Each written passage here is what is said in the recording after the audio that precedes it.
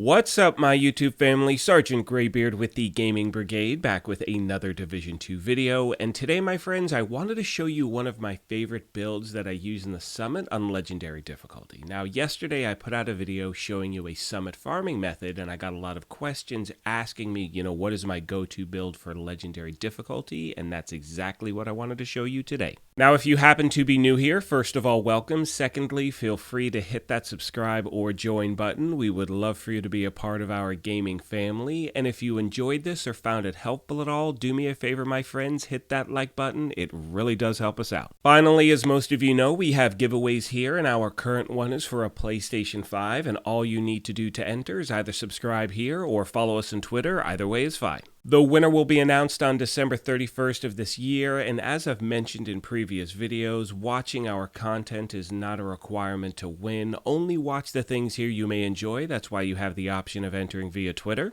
Having said that, let's get into today's video. Now, there happen to be a few things I want to mention as we start this thing off. First of all, this is a video really geared towards people who are just now getting into Legendary content on their own or in a group. You want to make sure you can survive and put out enough damage. Secondly, I want to remind you, as always, this is just a template. This is how I like to run with it. There are so many different ways you can run with the build. One of the things you'll hear me mention in every build video I put together is the importance of really making a build your own.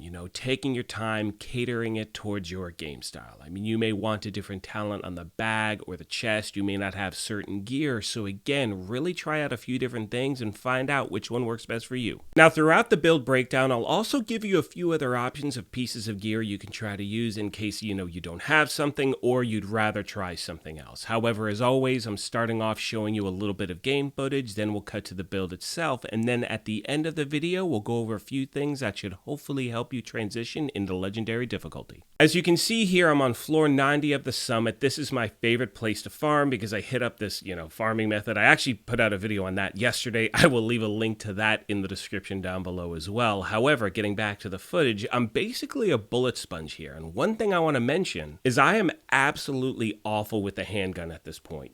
This is something I usually use. This is a build I use, on my own. That way, if I'm farming floor 90 over and over again, I really don't have to worry about dying at all. Like, the character is basically, bulletproof. Of course you can die, but again, once you get really used to it, the odds of dying are much, much lower. As I mentioned a moment ago, we'll go over some more tips at the end of the video, but for right now, let's get into the build breakdown itself. Starting with the specialization, I'm using Technician for a few main reasons. First of all, you're getting that extra damage bonus against drones, skill proxies, robotics, like those robo-dogs on Legendary difficulty are really a pain. This really, really helps out. Secondly, we have the Artificer Hive, which keeps your shield, really strong. And third, the most important thing is, regardless of which difficulty you choose, make sure you have the proper primary weapons activated in the skill tree. Now, because I'm using the Bulwark Shield, it means that my handgun is going to be my primary in this build. Now, I do have obviously two other weapons equipped. I have an AR and an SMG, really for burst damage in case I need to swap quickly or there's just one NPC left. But again, the handgun is what I'm primarily using throughout the entire build. Now, if you don't have the Liberty pistol, I recommend using, a D50, a Card 45. A great talent to have equipped is Close and Personal. That'll help out a lot. And there's also the Maxim 9, which is exclusive to the Technician specialization, so you can always roll with that as well. Another great option is using the backup boomstick. That is the handheld shotgun. It's an absolute beast. And obviously, if you have the Regulus, you're going to roll with that. It is by far the best handgun in the game without a doubt. I don't have it yet. Hopefully, I'll have it soon. But again, those are some other great options. Now on to the gear itself, and one thing I wanted to make sure I did when I put this video together is I didn't want to use any raid exclusive items when I put the footage up, so that way you could see, even without getting those raid exclusive bulwark pieces, which is the chest and the backpack, you could still get through the content. Starting off with the mask, it's the first piece of foundry we have equipped, and I'm using 4 pieces so I get all of the gear set bonuses. Now on every one of the pieces, I'm trying to stack armor regen, and as far as my mods go, I'm using protection against elites. Now 12% is the highest I've been able to find, so that's what I'm using on all of them. Moving on to the body armor, it's 1 piece of Douglas and Harding that we're using, so we get that extra pistol damage bonus. You can see it's 20%, and I'm running with the talent Intimidate because that way when you have bonus armor, you're also going to get weapon damage to enemies within 10 meters, and our backpack directly coincides with that. Now, if you happen to have finished the raid, you have the Foundry chest, I strongly recommend swapping to that as your body armor, and then you're going to change your face mask to the Douglas and Harding named Punch Drunk if you have it, or any Douglas and Harding is fine. That way you're also getting that pistol damage, but again, if you can swap between the two, I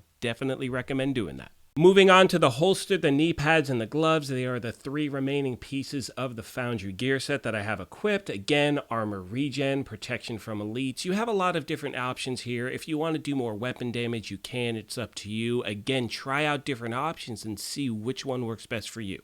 Last but not least, my friends, we have the backpack, and I'm using a piece of Bellstone so I get that armor regen, and I've landed on the talent Adrenaline Rush because with that, you're getting that bonus armor anytime you're within 10 meters of an NPC. And with this build, you pretty much are all the time. On Legendary, the NPCs pretty much come to you. Now, having said that, you have so many different options in regards to things you can choose here. You can use the Memento. I mean, that's another great one, obviously, because you're getting all of those trophies. However, for me and my game style, when I'm using a handgun, my time to kill is much slower, so I'm not really picking up as many trophies, and with Adrenaline Rush, I always have that bonus armor going, therefore I'm always getting that weapon damage bonus with my chest piece. This goes back to something I've said multiple times in the video. Take your time, try out different variations, make a build your own, create something that really caters towards your game style. Now, as far as the skills are concerned, I'm using the Foundry Shield, or the Bulwark, excuse me, which obviously keeps me alive, and my second skill is the Artificer Hive. Now, at this point, my friends, I want to go over a few tips that I'd like to pass along to people who are now just getting into legendary content, whether it's solo or in a group or whatever it is. Now, as I mentioned earlier, this build can be used in solo or group. I use it for solo primarily because it's just me on my own, and that way I know exactly what I'm getting into. I know how my character can survive, so I don't have to worry about dying as often. The other thing I recommend doing is don't just copy and paste a build. I've tried to do that before with other builds I've seen, and it doesn't work for me because, for instance, I may need a little more survivability, or I may have too much survivability and not enough weapon damage. So again, find that balance, my friends. Take the time, go through different variations. It's going to take a minute to really get used to it, but once you do, you should be able to get through the content. Most of you know by now that one of my favorite aspects about putting these build videos together is the community we have at this channel. So as always, if you have any tips you want to pass along for people, who are just starting off on Legendary, how you like to run with your build, how you may do something a little bit different that helps you, please let me know in the comment section down below. With that being said, my friends, I'm going to start to wrap this video up. However, as always, I want to thank you for your continued support of this channel. It sincerely means the world. The fact that you're a part of this family, we're working together, it's amazing. And not only that, we have so much to look forward to with the new content and with the specialization revamp. There are going to be so many more builds to go over. On that note, I'm going to let the rest of the video play out. However, as I mentioned at the beginning of this thing, if you happen to be new here, feel free to hit that subscribe or join button. We would love for you to be a part of what we're doing. If you enjoyed this, do me a favor and hit that like button. But most importantly, take care of yourselves, be kind to each other, and we will talk to you soon. Thanks again, everyone.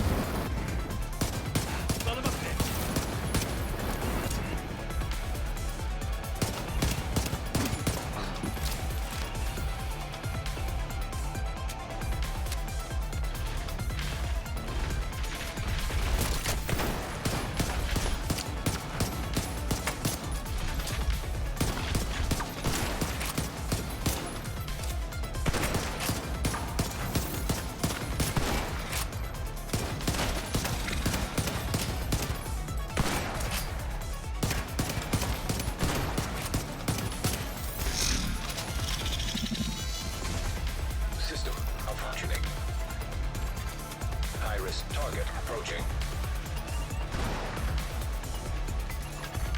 System activated.